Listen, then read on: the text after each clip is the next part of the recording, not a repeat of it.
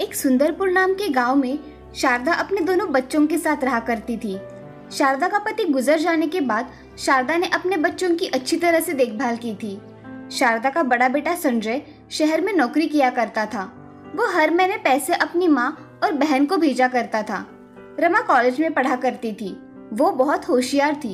एक दिन संजय एक लड़की को अपनी माँ से मिलवाने के लिए गांव लेकर आया। माँ, तुम कहाँ हो? अरे संजय, अचानक कैसे आना हुआ? और ये तुम्हारे साथ लड़की कौन है बेटा? माँ, ये सरला है। मैं और सरला एक ही ऑफिस में काम करते हैं। एक दूसरे को हम बहुत पसंद करते हैं माँ, इसलिए हम जल्द ही शादी करना चाहते हैं। ये तो बहुत अच्छी बात है बेटे, मुझे ये शादी मंजूर है। ऐसा कहकर संजय और सरला ने शारदा का आशीर्वाद लिया। तभी शारदा सभी के लिए खाना बनाती है और सभी खाना खाने बैठ जाते हैं। तभी सरला संजय से, संजय ये क्या खाना है? हमारे घरों में कितना अच्छा खाना होता है। गांव में ऐसा ही खाना बनता है सरला। मुझे तो ऐसा खाना गले के नीचे ही नहीं उतर रहा। तुम खाओ, मैं तुम्हारा बाहर इंतजार कर रही हूँ। ऐसा कहकर सरला वहाँ से चली जाती है। संजय भी थोड़ा बहुत खाकर वहाँ से बाहर निकल जाता है। सरला और संजय उसी दिन शहर के लिए निकल जाते हैं। कुछ ही दिनों में सरला और संजय शादी कर लेते हैं। उनकी शादी में उसकी माँ और बहन भी शामिल होते हैं, मगर सरला को वो गरीब होने के कारण पसंद नहीं आते। थोड़े दिनों बाद शारदा अपनी बेटी रमा के साथ अपने गांव चली आती है। गांव जाते ही शारदा काम करने लग जाती है। तभी गांव का एक आदमी शारदा से, अरे शारदा बहन, अब तो तुम्हारे बेटे की शादी भी हो गई है। बेटा और बहू दोनों भी कमाते हैं, फिर तुम्हें काम करने की क्या जरूरत है? भाई साहब, जब तक मेरी बेटी की शादी नहीं हो जाती तब तक मैं अपनी जिम्मेदारियों से मुक्त नहीं हो सकूंगी। हाँ बहन, हमारी जिम्मेदारियां कभी भी खत्म नहीं होती। ऐसा कहकर हरिया वहां से चला जाता है। अब शारदा लोगों के यहाँ मजदूरी करके कुछ पैसे रमा की शादी के लिए जमा कर रही थी। ऐसे में ही एक दिन शारदा को बहुत तेज बुखार आता है। शारदा का बुखार इतना होता है कि उसे अस्पताल में भर्ती करवाना पड़ता है। अस्पताल में भर्ती करवाने की वजह से अस्पताल का बिल बहुत आया। ये देख रमा बहुत चिंता में पड़ जाती है। तभी रमा संजय को फोन करती है तो सरला फोन उठाती है। हेलो भैया, मैं रमा बोल रही हूँ। मैं सरला बोल रही हूँ रमा। कहो, कैसे फोन किया था? भाभी, माँ को बहुत तेज बुखार है, उन्हें अस्पताल में भर्ती करवाया है। अगर आप भैया को बताएगी तो वो मेरी कुछ मदद कर देंगे। यहाँ तुम्हें क्या धर्मशाला दिखाई दे रही है क्या? जब चाहा तब फोन करके पैसे मांग रही हो। मेरा ऐसा कहने का मतलब नहीं था भाभी, मुझे सब पता है तुम्हारे कहने का क्या मतलब है। आइंदा से यहाँ फोन मत करना। ठीक है भाभी। ऐसा कहकर सरला फोन रख देती है और रमा को मन ही मन बहुत कोसती है।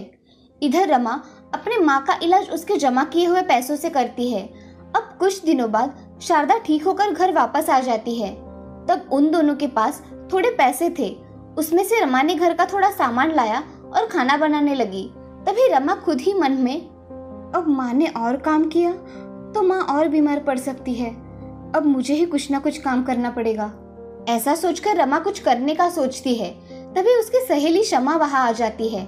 शमा रमा से, रमा, इतना क्या सोच रही हो कि मैं घर में आई और तुम्हें पता भी नहीं चला? मुझे कुछ काम करना है शमा। माँ से अब काम नहीं होगा और मैं उन्हें कुछ करने भी नहीं दूंगी। रमा, तुम रोटियां कितनी अच्छी बनाती हो, क्यों ना तुम रोटियां बनाकर बेचो? हाँ शमा, तुम सच कह रही हो। मैं रोटियां बनाकर बेचूंगी तो मुझे अच्छे दाम मिलेंगे। रमा अगले दिन बाजार में गर्मा गर्म रोटी बनाकर बेचने लगती है। कुछ लोग रोटियों की खुशबू सूंघ वहाँ आते हैं। तभी रमा लोगों से, आओ आओ, गर्मा गर्म रोटी ले लो, गरम और ताजी रोटी ले लो। रमा ऐसे कह रही थी। तभी रमा के पास उसकी दोस्त सोनाली आ जाती है। सोनाली रमा से, रमा, तुम ऐसे रोटियां बनाकर बेच क्यों रही हो? माँ की तबीयत ठीक नहीं है, इसीलिए आज से मैं ये काम करूंगी, रोटियां बनाकर बेचूंगी। ये अच्छा विचार है रमा, मुझे 2 रोटियां दे दो। हाँ, अभी देती हूँ। ऐसा कहकर रमा सोनाली को 2 रोटियां देती है। सोनाली रमा को 15 रुपए दे देती है। उसकी रोटी की खुशबू सूंघ बहुत से लोग उसके दुकान पर आते हैं और रोटी खरीदना शुरू करते हैं। रमा की रोटियां इतनी मुलायम होती है कि लोग उसकी रोटियां खरीद लेते हैं। ऐसे ही दिन बीत रहे थे। अब रमा बहुत मेहनत करके रोटियां बनाती और बाजार में बेचा करती थी। एक दिन बड़े होटल का मालिक रमा के पास आकर, क्या आप ही हो रोटी बनाने वाली रमा? हाँ, मैं ही हूँ रमा। कहिए, क्या काम था? जी, मेरा होटल है। मैं आपको रोटियों की ऑर्डर देने आया हूँ। क्या आप मेरा ऑर्डर पूरा करके देगी? कितनी रोटियां चाहिए आपको हर रोज के लिए? मुझे 100 रोटियां सुबह और 100 रोटियां शाम को चाहिए। क्या आप ये ऑर्डर दे पाएंगी? हाँ, मैं सुबह और शाम रोटियां आपको पहुंचा दूंगी। आप मुझे आपका होटल का पता दे दीजिए। ये लीजिए मेरा कार्ड। कल से आप रोटियां लेकर आना। ठीक है साहब, धन्यवाद। ऐसा कहकर होटल मालिक वहां से चला जाता है। रमा घर जाते ही ये खुशखबरी अपने माँ को सुनाती है। माँ, मुझे आज एक बहुत बड़ा ऑर्डर मिला है। एक होटल मालिक ने मुझे रोटियां बनाने की ऑर्डर दी है। आज मैं बहुत खुश हूँ। सच में रमा, ये तो बड़ी खुशखबरी है। मैं बहुत खुश हूँ। माँ, मैं जल्दी काम खत्म कर लेती हूँ। मुझे सुबह और शाम रोटियां भी बनानी है। हाँ रमा, चलो मैं भी तुम्हें मदद कर देती हूँ। ऐसा कहकर शारदा रमा के साथ सब काम जल्दी जल्दी खत्म कर डालती है। अगले दिन रमा जल्दी उठकर 100 रोटियां बनाती है और होटल में जाकर डिलीवरी देकर आती है। उसकी रोटियां खाकर ग्राहक बड़े खुश होते हैं। तब से रमा की रोटियां बहुत अच्छी तरह से बेची जाने लगी थी। अब रमा को एक होटल के साथ साथ बहुत सारे ऑर्डर आने लगे थे। रमा खुद का काम बहुत अच्छी तरह से करने लगी थी। उसका काम देखकर ग्राहक बहुत खुश थे। अब रमा की आर्थिक परिस्थिति भी बहुत अच्छी हो गई थी। रमा ने अपने साथ गांव की कुछ औरतों को काम में शामिल कर लिया था और उनके साथ काम करके अपनी डिलीवरी पूरी किया करती थी। रमा की रोटियां अब बहुत फेमस बन गई थी। उसकी वजह से रमा ने उसका बिजनेस ऑनलाइन भी कर दिया था। रमा को अब काम से बहुत पैसे मिल रहे थे। अब रमा ने घर के साथ साथ लोगों की सेवा करनी शुरू कर दी थी। लोगों को रोजगार दिलवाया था। उसके नाम के चर्चे अब गांव-गांव में जाने लगे थे। एक दिन रमा का भाई संजय को ये सारी बातें पता चलती है। वो रमा और अपनी माँ के पास आता है और अपनी माँ से, माँ, मुझे रमा की तरक्की देखकर बहुत खुशी हुई। हाँ संजय, मेरी रमा ने अपना फर्ज तो निभाया, साथ में खुद भी अपने पैरों पर खड़ी रही है। हाँ माँ, उसने खुद से ही सब किया है। तुम तो तुम्हारी जिम्मेदारियां भूल गए थे संजय, मगर मेरी रमा अपनी जिम्मेदारियां नहीं भूली। अब तुम्हें क्या चाहिए? तुम किस लिए आए हो यहाँ? मुझे कुछ नहीं चाहिए माँ, बस तुम मुझे माफ कर दो। मैं मेरी गलतियां सुधारना चाहता हूँ। तुम्हें माफी मांगनी है तो मेरी नहीं, अपनी बहन की मांगो। ऐसा कहकर शारदा वहां से चली जाती है। संजय रमा के पास आकर, रमा, मुझे माफ कर दो मेरी बहन, मुझसे बहुत बड़ी गलती हो गई। भैया, मुझे जब जरूरत थी तब आप मेरे काम नहीं आए। आज मेरी परिस्थिति अच्छी देखी तो आपको आपकी गलती का एहसास हुआ। रमा, मुझे सच में माफ कर दो। मैं आगे से ऐसा नहीं करूंगा। ठीक है भैया, मैंने आपको माफ कर दिया। आज से आप माँ का दिल कभी नहीं दुखाओगे। हाँ रमा, हम दोनों माँ का अच्छी तरह से ख्याल रखेंगे। रमा, तुमने मुझे माफ तो किया ना? हाँ भैया। ऐसा कहकर संजय और रमा गले लग जाते हैं।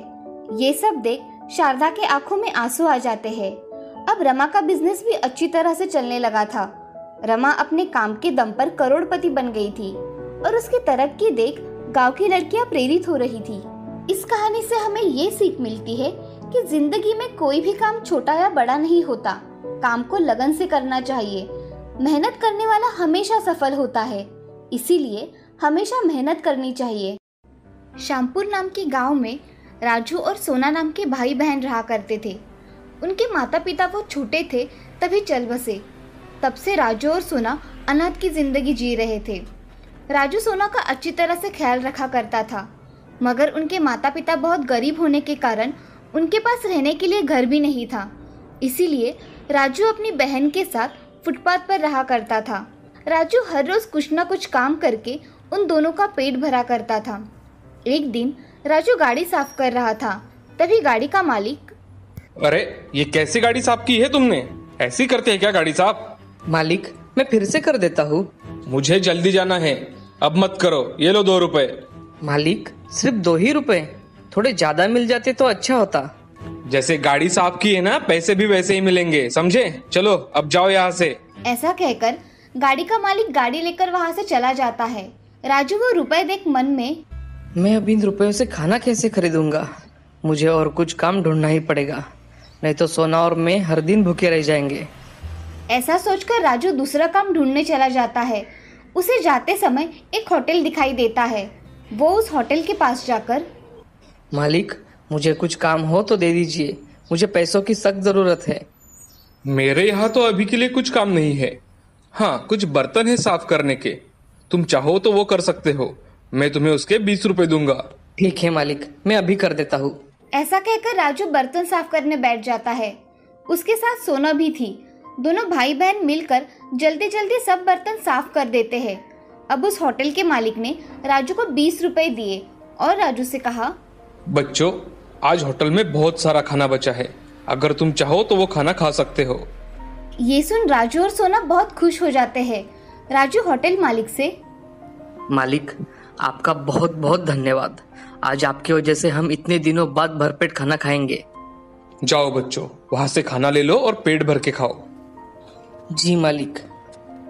ऐसा कहकर राजू और सोना खाना खाने चले जाते हैं। खाने के अच्छे पकवान देखकर राजू और सोना पेट भर के खाना खाते हैं। कुछ समय बाद दोनों भाई बहन वहां से चले जाते हैं। अब राजू और सोना कभी होटल में तो कभी रास्ते में जो भी काम मिले वो काम किया कर लेते थे। एक दिन राजू को एक आदमी ने बुलाकर उसका बोझा उठाने के लिए कहा। तभी राजू उस आदमी के साथ चला गया। ये सारी बैग उठाकर वहां स्टेशन पर लेकर जाना है, क्या तुम उठा पाओगे? हाँ साहब, मैं उठा लूंगा। राजू सारी बैग्स उठाकर स्टेशन की ओर चला जाता है।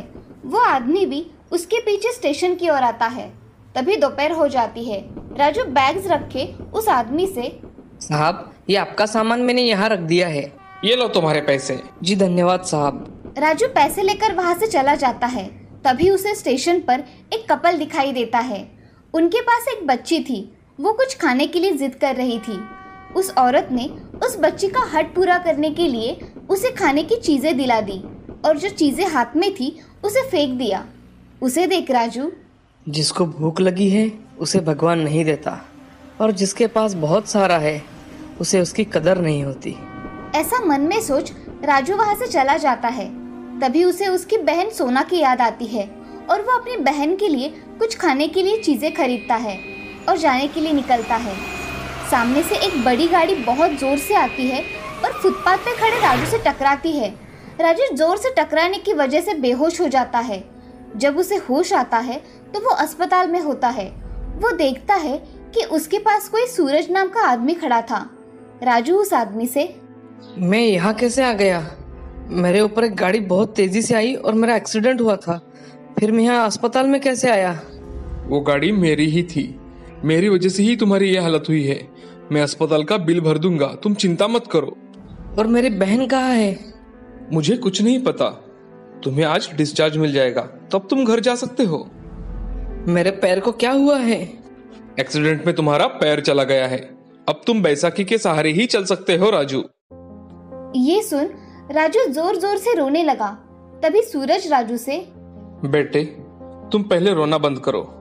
चलो, मैं तुम्हें तुम्हारे घर छोड़ देता हूँ। कहाँ है तुम्हारा घर? हमारा कोई घर नहीं है साहब। फिर तुम कहाँ रहते हो? हम तो फुटपाथ पर ही रहते हैं साहब। अच्छा चलो, मैं तुम्हारी बहन के पास तुम्हें छोड़ देता हूँ। राजू उस आदमी के साथ चला जाता है। राजू को पता था कि उसकी बहन कहाँ होगी। वो सूरज से, साहब, आप मुझे उस मंदिर में छोड़ दीजिए, मेरी बहन वहाँ होगी। ठीक है। ऐसा कहकर सूरज राजू को मंदिर के यहाँ छोड़ देता है और वहाँ से चला जाता है। सोना राजू को अपाहिज देख बहुत रोने लगती है और राजू से, भैया, हमेशा गरीबों के साथ ही अन्याय क्यों होता है? आज तुमने जो गुनाह किया नहीं, उसकी सजा तुम्हें मिली है। ऐसा कहकर सोना बहुत रोने लगती है। तभी राजू सोना से, सोना, ऐसा कुछ नहीं है। भगवान के घर देर है अंधेर नहीं। चलो, हम वहाँ बैठकर कुछ खाना खाते हैं। सोना और राजू एक जगह बैठ जाते हैं और कुछ खाना खा लेते हैं। अब राजू सोना से, सोना, देखो, अब मुझसे कुछ काम नहीं हो पाएगा, तो हम इस मंदिर के बाहर भीख मांगा करेंगे, जिससे अभी के लिए हम दोनों का गुजारा हो जाएगा। ठीक है भैया। अब राजू और सोना मंदिर में उस दिन से भीख मांगते थे। अब ऐसे ही बहुत दिन बीत जाते हैं। कोई उन्हें पैसे देता था तो कोई उन्हें खाने की चीजें दिया करता था। ये देख राजू और सोना खुश हुआ करते थे। अब ऐसे ही उन दोनों के दिन बीत रहे थे। तभी एक दिन एक आलीशान गाड़ी मंदिर के सामने आकर रुकी और उसमें से एक औरत बाहर आई। वो मंदिर में पूजा करने के लिए चली जाती है। थोड़ी देर बाद वो औरत मंदिर के बाहर आ जाती है। तभी उसकी नजर राजू और सोना पर पड़ती है। उन्हें देखकर वो अपने बैग में से रोटी निकालकर उनके सामने फेंकती है। तभी सोना गुस्से में उस औरत से, मैडम, आपको रोटी देनी है तो हाथ में दो, ऐसे फेंको मत, इससे रोटी खाने के काम की नहीं रहेगी। ए भिखारन, मुझे मत सिखा मुझे क्या करना है और क्या नहीं। मुझे लगा तो मैं हाथ में दूंगी वरना फेंक दूंगी, समझी? मैडम जी, इतना घमंड अच्छा नहीं है। तू मुझे समझाएगी कि किसे घमंड है? रुक, तुझे अभी बताती हूँ। इतनी सी है मगर मुझे सिखा रही है। ऐसा कहकर वो औरत सोना को मारने लगी। तभी सोना, मुझे मत मारिए मैडम, मैंने कुछ नहीं किया। मुझसे जबान लड़ाती है? रुक, तुझे अभी बताती हूँ। ऐसा कहकर औरत उसे बहुत मारने लगी। तभी राजू उनके बीच में आ जाता है और राजू उस औरत से, मैडम, उसे मत मारिए, उसने कुछ नहीं किया। उसकी ओर से मैं आपसे माफी मांगता हूँ। तुम मुझे समझदार लग रहे हो। मैडम, आप उसे छोड़ दीजिए। तभी उस औरत ने सोना को छोड़ दिया। तभी राजू उस औरत से, मैडम, हम गरीब हैं, मगर आप हमें ऐसा कुछ भी मत कहिए। वो रोटी अपने जमीन पर फेंक दी इसलिए मेरी बहन ने आपसे कहा, वरना वो किसके मुंह नहीं लगती। इसे बोलने का तरीका ही नहीं है। मैडम, आपकी जो ये कार है ना, इस कार के मालिक ने मेरे शरीर पर गाड़ी चलाकर मुझे अपाहिज बना दिया और आज मैं काम करने के काबिल नहीं रहा, और आप हमसे ही कह रही हैं। औरत उसकी बातें सुन चुप हो जाती है और उसे उसकी गलती का एहसास होता है और वो औरत राजू से, राजू, मेरे पति ने मुझे बताया था कि उनके हाथों एक गरीब बच्चे की टांगे चली गई। मैंने तुम्हें बहुत ढूंढा मगर तुम मुझे आज मिल रहे हो। मैं अपने पति के पापों का प्रायश्चित करना चाहती हूँ, इसीलिए तुम मेरे साथ मेरे घर चलो और वहाँ हमेशा के लिए रहो। मैडम, आप इस बात को जानती हैं और आपको हमारी दया आई, यही बहुत है मेरे लिए। ऐसा कहकर राजू और सोना वहाँ से जाने के लिए निकलते हैं। तभी औरत उन दोनों से, बच्चों, मुझे माफ कर दो, मैंने तुमसे बहुत बुरा बर्ताव किया, कृपया मुझे माफ कर दो और मेरे साथ मेरे घर चलो। आप माफी मत मांगिए मैडम, हम आपके साथ आने के लिए तैयार हैं। ऐसा कहकर राजू और सोना एक दूसरे की ओर देखते हैं और उस औरत के साथ जाने के लिए तैयार हो जाते हैं। औरत उन्हें लेकर अपने घर चली आती है। अब दोनों उस घर में बहुत खुशी खुशी रहने लगते हैं। वो औरत भी उन्हें अपने बच्चों की तरह पाला करती थी। ये देख राजू और सोना बहुत खुश थे। गरीब की भूख बहुत अलग होती है, वैसे ही अमीर लोगों की भूख अलग होती है। उनके पास पर्याप्त भोजन होने के कारण वो फेंक देते हैं, मगर गरीब को अगर भूख लगे तो उन्हें खाने के लिए 2 वक्त की रोटी भी नहीं मिलती। इसी वजह से गरीब और अमीर लोगों की भूख अलग अलग होती है। इस कहानी से हमें ये सीख मिलती है कि गरीब होने के कारण किसी को भी जानबूझकर तकलीफ नहीं देनी चाहिए। गरीबों की हमेशा सहायता करनी चाहिए।